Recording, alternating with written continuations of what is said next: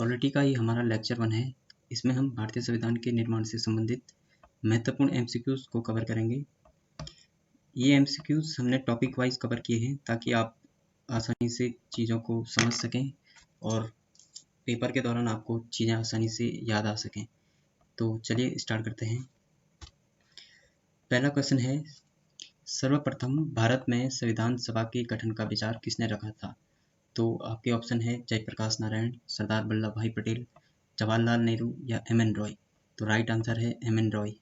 M.N.. Roy ने 1934 में संविधान सभा के गठन का विचार रखा था। ठीक है, तो ये है एम.एन. रॉय जी। ठीक है, ये यहाँ पे। अगले क्वेश्चन की बात करते हैं, किस मिशन या योजना के सुझावों के तहत भारत में संविधान सभा का गठन किया गया? ठीक है, तो आपके ऑप्शन है क्रिप्स मिशन, बेबेल योजना, कैबिनेट मिशन या माउंटबेटन योजना। तो राइट आंसर है कैबिनेट मिशन। ये मिशन कब कब आए ये आपको याद जरूर होना चाहिए और इनके सन भी आपको याद होना चाहिए, ताकि अगर पेपर में असेंडिंग और डिसेंडिंग ऑर्डर में पूछें तो आप आसानी से बता सकें। तो चलो एक बार देख लेते हैं। क्रिप्स मिशन आया था आपका मार्च 1942 में, बेबेल योजना आया था आपका जून 1945 में, कैबिनेट मिशन आया था फरवरी 1946 में और माउंटबेटन योजना आई थी 3 जून 1947 में। माउंटबेटन योजना को ही 3 जून योजना कहा जाता है। ठीक है, क्योंकि ये 3 जून को आई थी। माउंटबेटन क्यों बोला गया? क्योंकि इसके जो ये योजना थी उस टाइम गवर्नर जनरल थे माउंटबेटन। ठीक है, तो उनके द्वारा लाई गई थी ये योजना। चलिए अगला क्वेश्चन देखते हैं। कैबिनेट मिशन योजना के तहत संविधान सभा की सदस्य संख्या कितनी निर्धारित की गई? तो आपके ऑप्शन है 389, 552, 445 या 296। तो राइट आंसर है 389। जो ये 389 सदस्य थे इनकी संख्या कैबिनेट मिशन योजना के तहत निर्धारित की गई थी। ठीक है, 389 ही क्यों, चलिए समझते हैं। देखिए, जो 389 सदस्य थे इनको दो भागों में बांटा गया था। पहला, जो 296 सीटें थी इनमें से वो ब्रिटिश इंडिया के लिए थी और 93 सीटें थी देसी रियासत के लिए। समझ गए? 389 में से 296 सीटें थी ब्रिटिश इंडिया के लिए और 93 सीटें दी गई देसी रियासत के लिए। जो ये ब्रिटिश इंडिया के प्रतिनिधि होते थे इनको चुना जाता था चुनाव के जरिए। ठीक है, लेकिन जो देसी रियासत के प्रतिनिधि होते थे इनको मनोनीत किया जाता था। किसके द्वारा? जो रियासतों के प्रमुख होते थे जैसे राजा महाराजा वगैरह। ठीक है, तो उनके द्वारा मनोनीत किया जाता था। 389 ही क्यों सीटें थी? देखो, उस टाइम पे प्रति 10 लाख जनसंख्या पर एक सीट दी गई थी। प्रति 10 लाख जनसंख्या पर एक सीट। ठीक है, तो उस हिसाब से अगर देखा जाए तो उस समय भारत की जनसंख्या रही होगी करीब करीब 38 करोड़ 90 लाख के आसपास। ठीक है, तो ये कह सकते हैं कि 39 करोड़ के आसपास रही होगी। ठीक है, तो चलते हैं आगे। अगला क्वेश्चन है, संविधान सभा थी पूर्णतः निर्वाचित, पूर्णतः मनोनीत, आंशिक रूप से मनोनीत, आंशिक रूप से निर्वाचित या इनमें से कोई नहीं? तो राइट आंसर है आंशिक रूप से मनोनीत, आंशिक रूप से निर्वाचित। ठीक है, क्यों? क्योंकि कुछ सदस्यों का तो निर्वाचन हुआ था लेकिन कुछ सदस्यों को संविधान सभा में मनोनीत किया गया था। ठीक है, चलते हैं अगले क्वेश्चन की तरफ। पांचवा क्वेश्चन है, संविधान सभा के लिए चुनाव कब हुए थे? तो इसके आपके ऑप्शन है जून जुलाई 1946, अप्रैल मई 1946, जुलाई अगस्त 1946 या अगस्त 1947। तो राइट आंसर है जुलाई अगस्त 1946 को। ठीक है, अगला क्वेश्चन है, संविधान सभा की प्रथम बैठक कब हुई थी? तो आपका ऑप्शन है 9 दिसंबर 1946, 9 नवंबर 1946, 9 जुलाई 1946 या 9 सितंबर 1946। राइट आंसर क्या होगा? राइट आंसर है 9 दिसंबर 1946 को। ठीक है, सातवां क्वेश्चन है, संविधान सभा के प्रथम अस्थायी अध्यक्ष, ध्यान दीजिए अस्थायी अध्यक्ष किसे चुना गया? तो आपके ऑप्शन हैं एम.एन. रॉय या डॉक्टर राजेंद्र प्रसाद या सर्वपल्ली राधाकृष्णन या डॉक्टर सच्चिदानंद सिन्हा। तो राइट आंसर है डॉक्टर सच्चिदानंद सिन्हा। ठीक है, ये हैं डॉक्टर राजेंद्र प्रसाद जी, ये हैं सर्वपल्ली राधाकृष्णन जी और ये हैं डॉक्टर सच्चिदानंद सिन्हा। ठीक है, फोटो लगाने का मकसद मेन मोटिव ये है कि आप जब किसी चीज़ को देखते हैं तो आसानी से चीज़ें समझ में आने लग जाती हैं। ठीक है, तो चलिए अगले क्वेश्चन पे। संविधान सभा में कितने उपाध्यक्ष निर्वाचित हुए? तो आपके ऑप्शन थे 4 या 3 या 2 या 1। तो राइट आंसर है इसका 2। ठीक है, कौन कौन निर्वाचित हुए थे देख लेते हैं। पहले थे डॉक्टर एच.सी. मुखर्जी और दूसरे थे वी.टी. कृष्णमाचारी। उस टाइम पे संविधान सभा में जब राजेंद्र प्रसाद जी निर्वाचित हुए थे डॉक्टर सच्चिदानंद सिन्हा के बाद स्थायी अध्यक्ष संविधान सभा के, तो 2 उपाध्यक्षों को चुना गया था। ठीक है, ये दोनों के नाम आपको याद होना चाहिए, डॉक्टर एस.सी. मुखर्जी और वी.टी. कृष्णमाचारी। ठीक है, चलते हैं आगे। अगला क्वेश्चन है, किस योजना के तहत भारत का विभाजन कर 2 राष्ट्रों का निर्माण किया गया? तो आपके ऑप्शन है कैबिनेट योजना, क्रिप्स मिशन, वेवेल योजना या माउंटबेटन योजना। तो राइट आंसर है माउंटबेटन योजना।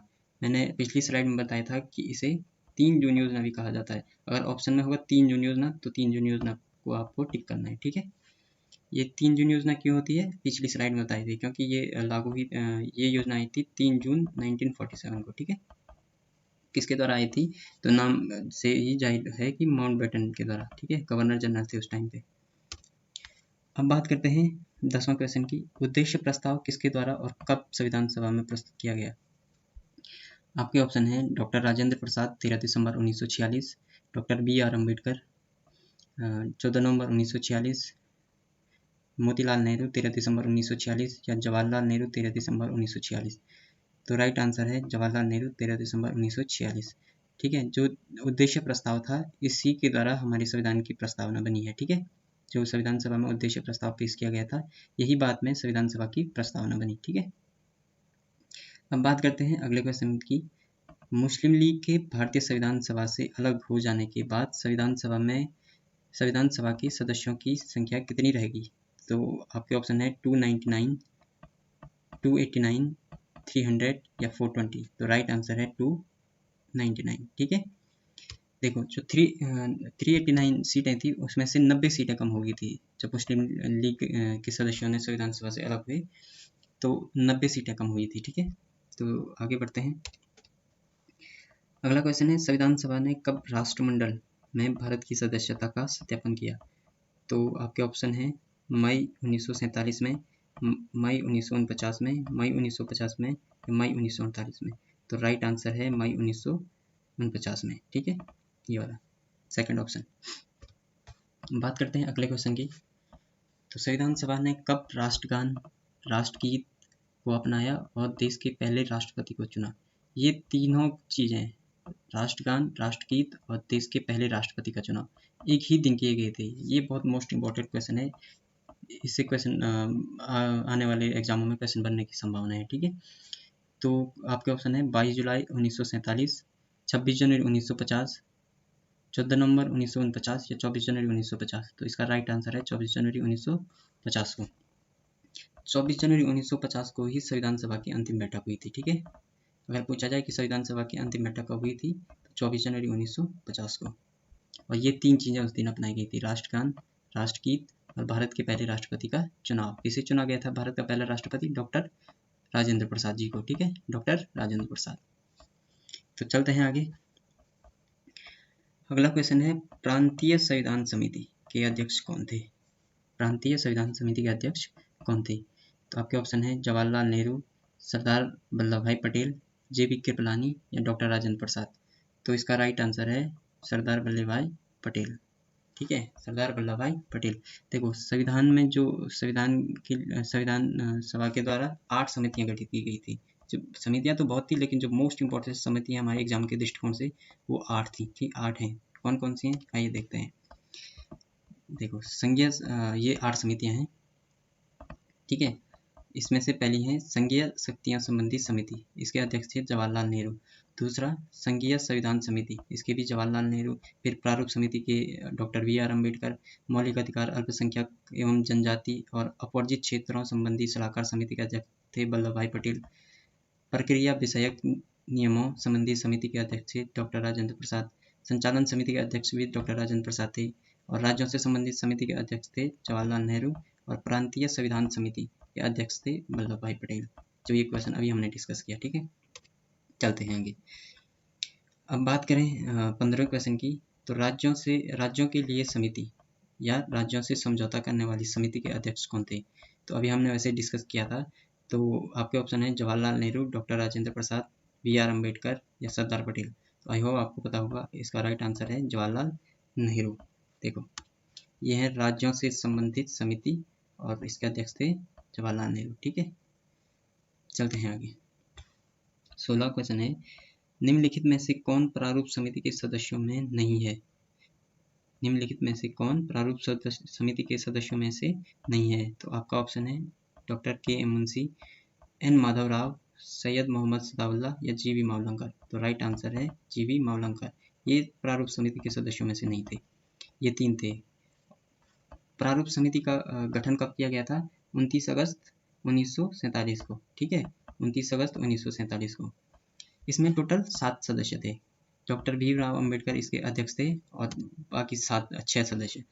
बाकी 6 कौन थे? 3 तो ये हो गए हैं, doctor KM. Munshi, N. Madhavrao और सैयद मोहम्मद सदाउल्लाह, और 3 और एन. गोपाल स्वामी अयंगर, अलादी कृष्ण स्वामी अय्यर और टी. कृष्णमाचार्य। और ये तो मैंने बताई दी आपको कि बी.आर. अम्बेडकर इसके अध्यक्ष थे। ठीक है, चलते हैं आगे। अब बात करते हैं 17वें क्वेश्चन की। तो बी.आर. अम्बेडकर ने संविधान सभा का अंतिम प्रारूप कब पेश किया? तो आपके ऑप्शन है 4 नवंबर 1948, 4 नवंबर 1949, 26 जनवरी 1949 या 26 जुलाई 1948। तो इसका राइट आंसर है 4 नवंबर 1948 को। ठीक है, अगला क्वेश्चन है, किसे संविधान सभा का संवैधानिक सलाहकार के रूप में नियुक्त किया गया? तो आपके ऑप्शन है doctor B R. Ambedkar, अलादी Krishna Swami Iyer, sir VN. Rao या एम.एन. रॉय। तो इसका आंसर है सर वी.एन. राव। ठीक है, ये है सर वी.एन. राव। ठीक है, सर वी.एन. राव जी। तो चलते हैं अगले क्वेश्चन पे। संविधान सभा का मुख्य प्रारूपकार यानी कि चीफ ड्राफ्टमैन किन्हें नियुक्त किया गया था? तो आपके ऑप्शन है प्रेम बिहारी नारायण रायजादा, के.एम. मुंशी, नंदलाल बोस या एल.एन. मुखर्जी। तो इसका राइट आंसर है एल.एन. मुखर्जी। ठीक है, इसका राइट आंसर है एल.एन. मुखर्जी। अब अगला क्वेश्चन की बात करते हैं, मूल संविधान का हिंदी संस्करण का सुलेखन किसके द्वारा किया गया?